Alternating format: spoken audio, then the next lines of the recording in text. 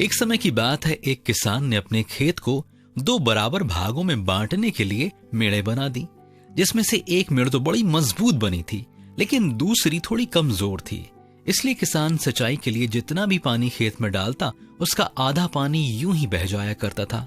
खेत की मजबूत मेड़ इस बात से बड़ी खुश थी कि वह उस कमजोर मेड़ की तरह बिल्कुल नहीं है, इसलिए वह खुद पर घमंड करती थी। वहीं कमजोर मेड़ अपनी कमजोरी को जानते हुए अंदर ही अंदर परेशान रहा करती थी। इसी बीच बारिश का मौसम आ चुका था। एक दिन उस कमजोर मेड़ ने किसान से कहा कि स्वामी, मैं बड़ी शर्मिंदा हूं।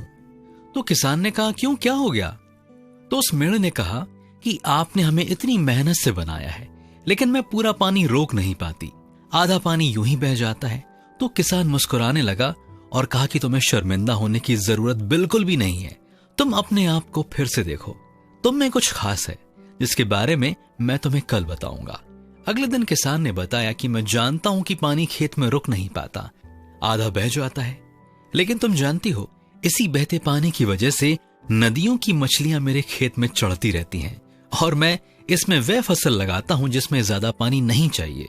सोचो, अगर तुम कमजोर ना होती तो मछलियां कैसे मेरे खेत में आ पाती और कैसे कम पानी की फसल में उगा पाता। दोस्तों, हम में से हर किसी में कोई ना कोई कमजोरी है, लेकिन वही कमजोरी हमारी ताकत तब बन जाती है जब हम सही हाथों में होते हैं। पवित्र शास्त्र ये बात हमसे कहता है, उसने निर्बलों को चुन लिया ताकि बलवानों को लज्जित करे। इसलिए अपनी कमजोरी को अपनी ताकत बनाइए और प्रतिदिन के जीवन में एक विजेता की तरह आगे बढ़िए। क्या आप तैयार हैं?